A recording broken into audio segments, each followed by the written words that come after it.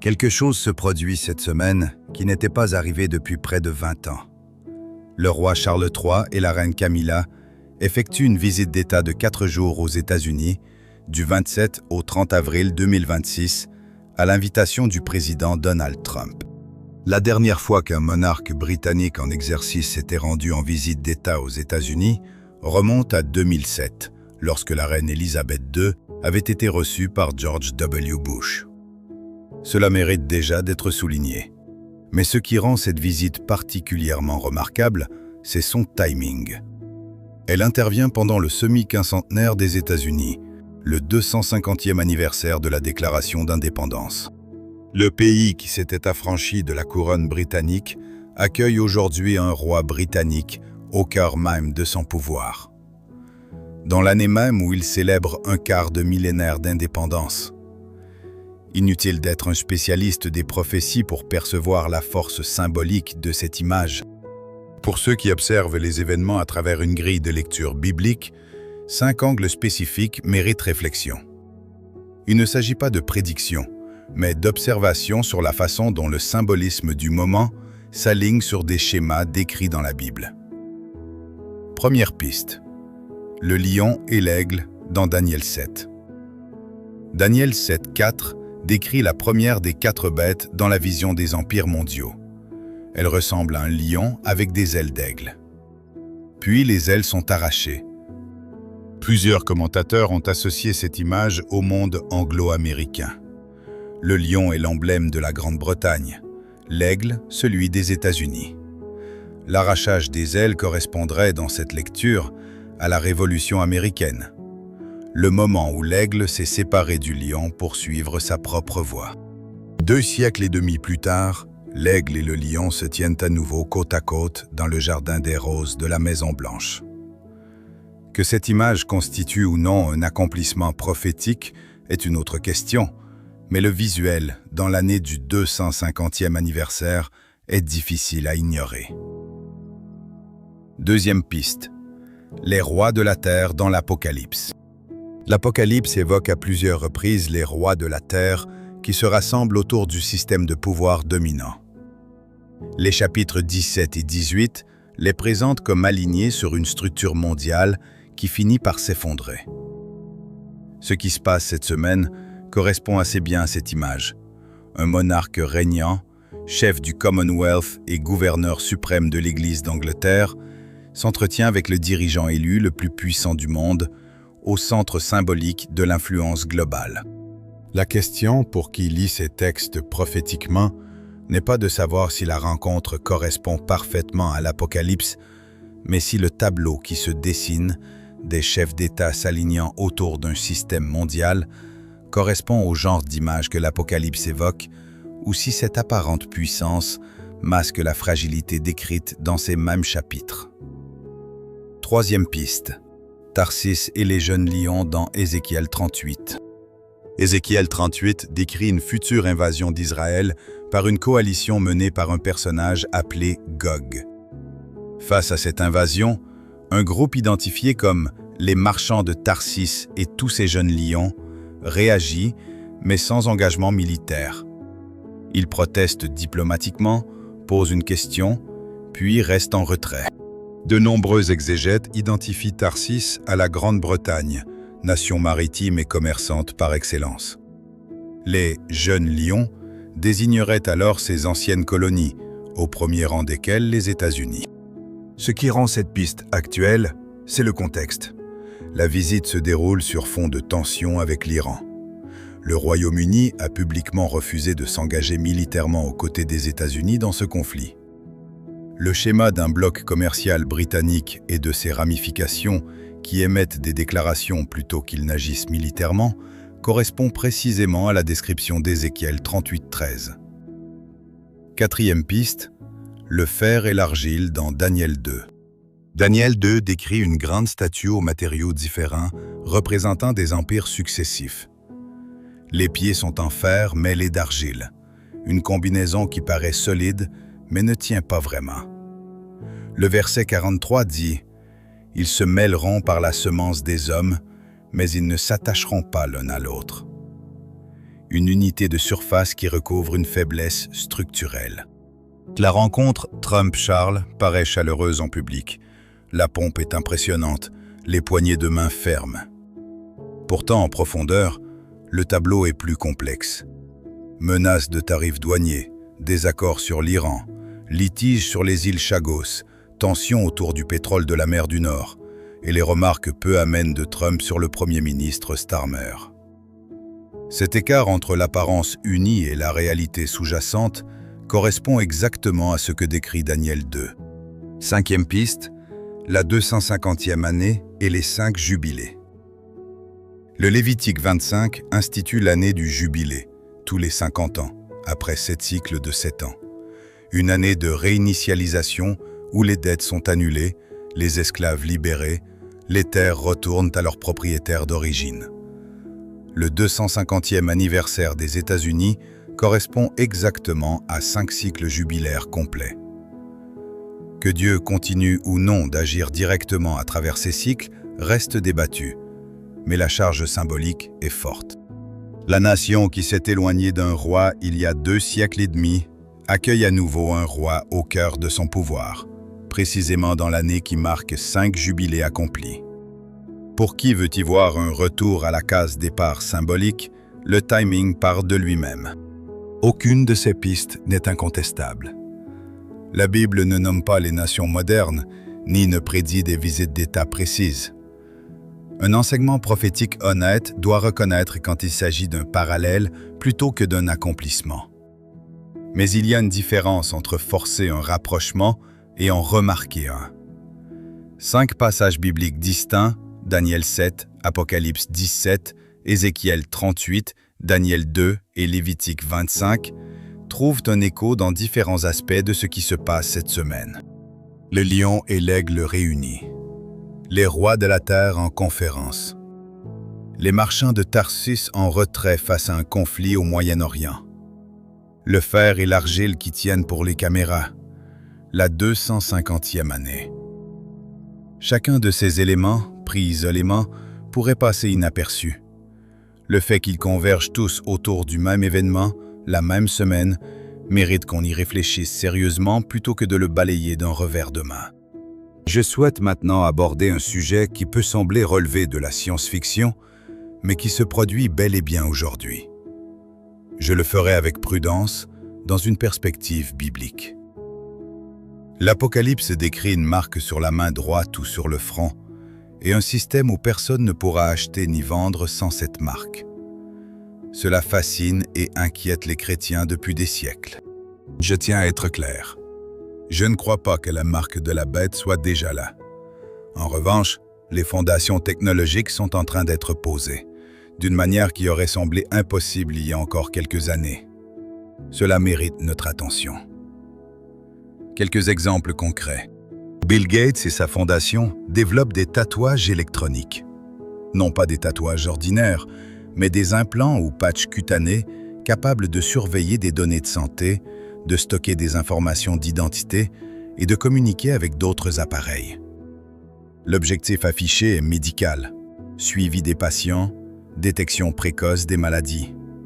Mais Gates a évoqué ouvertement un avenir où ces dispositifs serviraient à la fois à l'identification et au contrôle sanitaire. La commodité est séduisante. Le potentiel de surveillance l'est tout autant. Il y a aussi la technologie de paiement par paume de la main, des systèmes qui permettent de régler ses achats en approchant simplement sa main d'un terminal. Plus de cartes, plus de téléphone. La main devient le portefeuille. Cette technologie est déjà en usage dans certains endroits. La question qui se pose est la suivante. Quand votre main devient votre identité financière, que se passe-t-il si le système vous rejette? Quand la paume de votre main devient la condition de votre survie. Enfin, WorldCoin, le projet ambitieux de Sam Altman. Des sphères argentées scannent l'iris des personnes dans de nombreuses villes du monde. L'objectif déclaré est de créer un système d'identité globale permettant de vérifier que vous êtes un être humain et non une IA. Dans un monde de deepfake et d'intelligence artificielle, la question de la preuve d'humanité est légitime. Mais la collecte de données biométriques oculaires dans une base centralisée soulève des interrogations profondes sur la vie privée, la surveillance et le contrôle. Comment tout cela se relie-t-il à l'Apocalypse?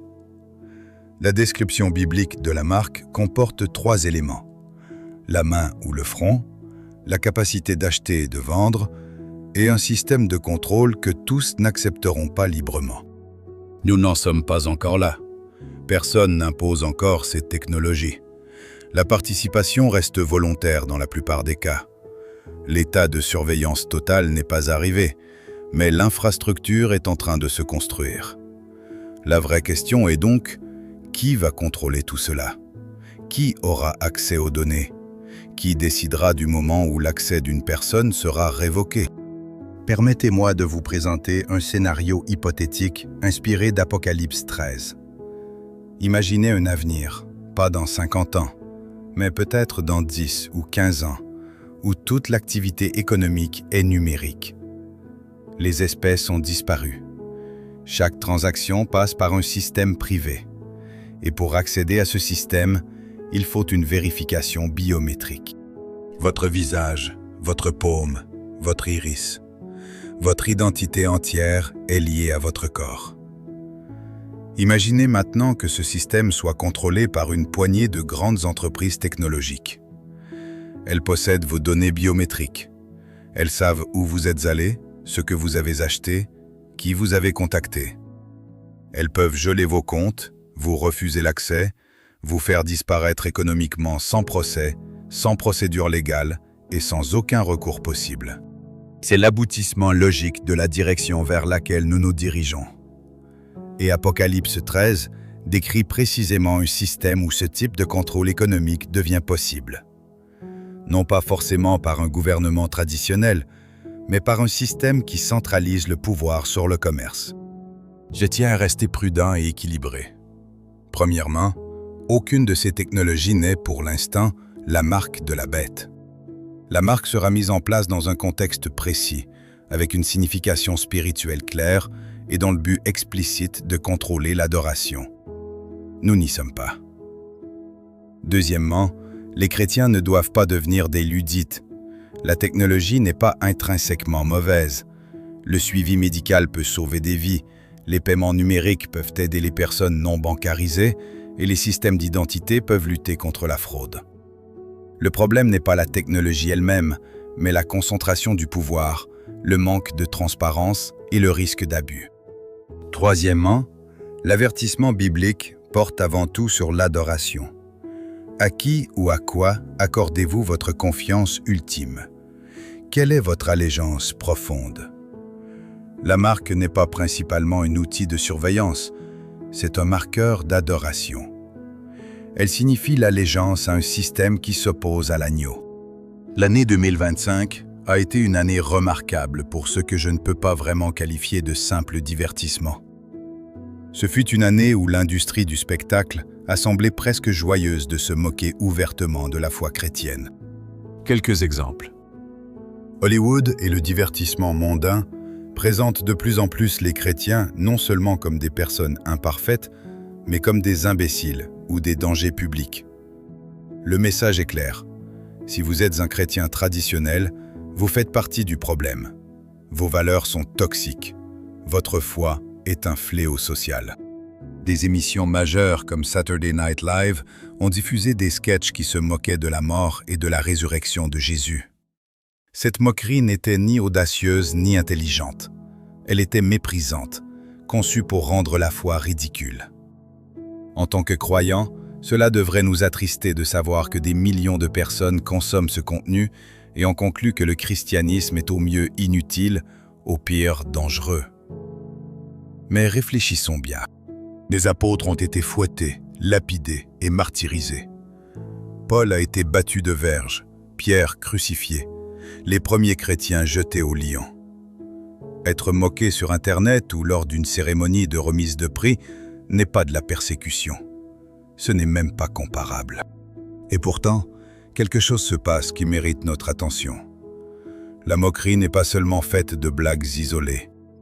Il s'agit d'un effort culturel coordonné pour rendre le christianisme socialement inacceptable, pour marginaliser les croyants et pour nous faire honte de ce que nous croyons. Mais, et c'est là que je veux vous donner de l'espérance, 2025 n'a pas été seulement une année de moquerie. Ce fut aussi une année où quelque chose de remarquable s'est produit du côté chrétien. Angel Studio a sorti son film sur David, qui a connu un vrai succès non seulement spirituel, mais aussi commercial. Il a bien marché au box-office. Des millions de personnes ont choisi de regarder une histoire biblique parmi une multitude d'autres options. Un rapport indiquait que David a réalisé le plus grand démarrage de l'histoire pour un film d'animation chrétien au cinéma, avec plus de 22 millions de dollars lors de son premier week-end. Ce que nous devrions célébrer, c'est que des millions de personnes qui ne mettraient jamais les pieds dans une église ont entendu parler de David, de courage et de foi. Quelle est la leçon? L'ennemi se moque, c'est sa nature. Mais Dieu continue de bâtir son église et les portes de l'enfer ne prévaudront pas contre elle. En Chine, un pays dont la constitution garantit officiellement la liberté religieuse, la réalité pour les chrétiens est bien différente. Les missionnaires ne peuvent prêcher ou enseigner sans autorisation gouvernementale, qui est rarement accordée sans le contrôle du Parti communiste. Beaucoup opèrent dans la clandestinité, car l'alternative est l'arrestation, l'expulsion ou pire. Mais ce qui m'a particulièrement marqué, c'est que le gouvernement chinois est allé plus loin. Il a exigé que les hymnes chantés dans les églises soient conformes aux principes communistes. On ne contrôle plus seulement le sermon du pasteur, mais la façon dont l'Assemblée adore. Les chants doivent s'aligner sur l'idéologie du parti. Ce n'est pas nouveau. Cela fait des années que cela se construit. Les églises patriotiques des 3 autonomies, officiellement enregistrées, fonctionnent sous supervision gouvernementale.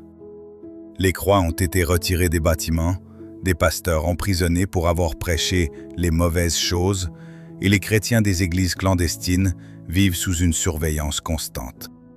Nous avons aussi tous entendu parler de la situation au Nigeria. Open Doors International, qui suit la persécution des chrétiens dans le monde, continue de documenter des violences graves contre les croyants.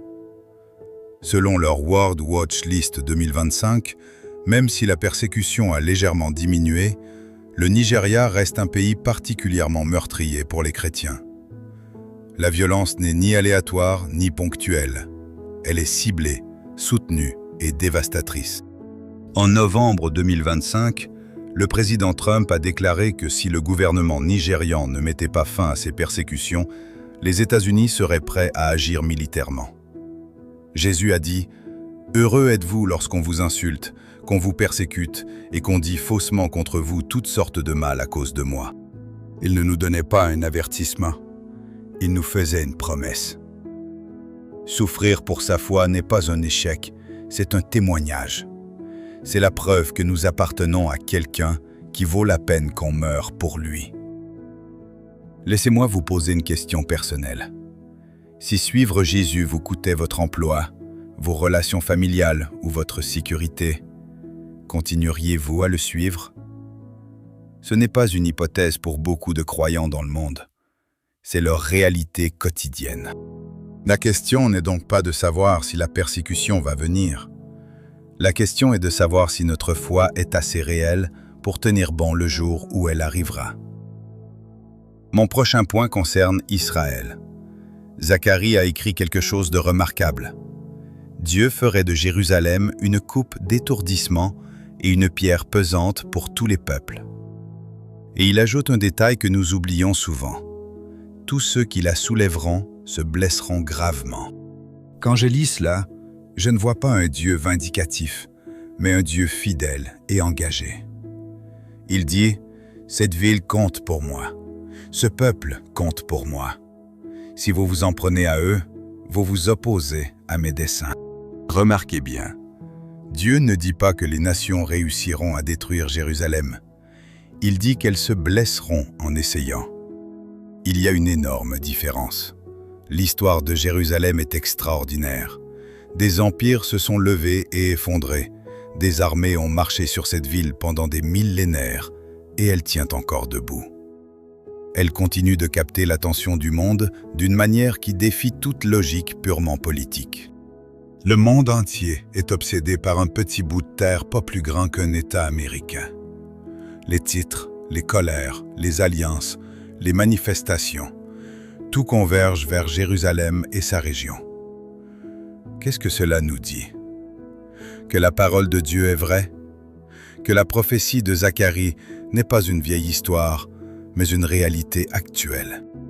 La question pour nous n'est donc pas de savoir de quel côté nous nous plaçons dans la politique du Moyen-Orient, mais plutôt, croyons-nous que Dieu est souverain sur l'histoire, que ses desseins ne seront pas contrecarrés, et que nous sommes appelés à prier pour la paix, même quand la paix semble impossible?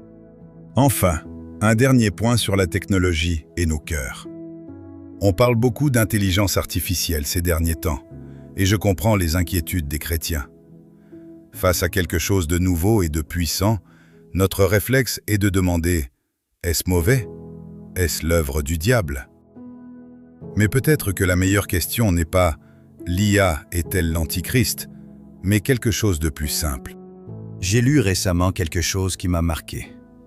Le Harvard Business Review soulignait que de plus en plus de personnes se tournent vers l'intelligence artificielle, non seulement pour obtenir des informations, mais aussi pour trouver du réconfort et de la compagnie. Elles se confient à elle. Elles ont le sentiment d'être entendues. Certaines disent même qu'elle les comprend mieux que les humains. Et cela, mes amis, mérite vraiment qu'on s'y arrête. Voici ce que je crois que l'Écriture nous enseigne. L'ennemi ne vient presque jamais sous les traits d'un mal évident. Il se présente comme un ange de lumière. Il arrive sous une forme qui semble bonne, utile, qui nous donne le sentiment d'être compris. Paul en parle dans 2 Corinthiens lorsqu'il dit que Satan lui-même se transforme en ange de lumière. C'est pourquoi quand nous nous sentons attirés par quelque chose qui procure du réconfort, mais qui ne nous rapproche pas du Dieu vivant, il est important d'examiner cela attentivement. Non pas parce que la technologie elle-même serait mauvaise, mais parce que notre cœur est facilement distrait de ce qui nous nourrit vraiment. Et je vais être honnête avec vous, il m'est difficile de me séparer de mon téléphone. J'apprécie la commodité d'avoir des réponses en un instant, mais il y a des jours où je passe plus de temps à parler à un écran qu'à parler à Dieu. Cela en dit long sur l'état de mon cœur. L'avertissement ne porte pas vraiment sur l'IA en elle-même. Il porte sur ce que nous autorisons à capter notre attention et notre dévotion. Il s'agit de savoir si notre cœur se rapproche de Dieu ou s'il dérive vers quelque chose qui ressemble simplement à Dieu. Alors, que devrions-nous faire? Je pense que nous devons rester attentifs. Nous devons poser des questions exigeantes sur les technologies que nous adoptons. Mais nous ne devons pas nous laisser paralyser par la peur. Nous ne devons pas penser que chaque nouvelle technologie est le début de la fin. Et nous ne devons pas construire notre vie autour de l'évitement de tout ce qui pourrait poser problème, mais qui n'est pas encore obligatoire. Voici donc la question qui compte le plus. Si suivre Jésus signifiait être exclu de l'économie numérique dès demain, est-ce que vous le suivriez quand même? Ce n'est pas une hypothèse pour certains croyants dans le monde, c'est déjà leur réalité quotidienne. Et si vous posez cette question avec honnêteté, elle pourrait changer votre façon de voir la commodité, vos choix technologiques et surtout d'où vient vraiment votre sécurité.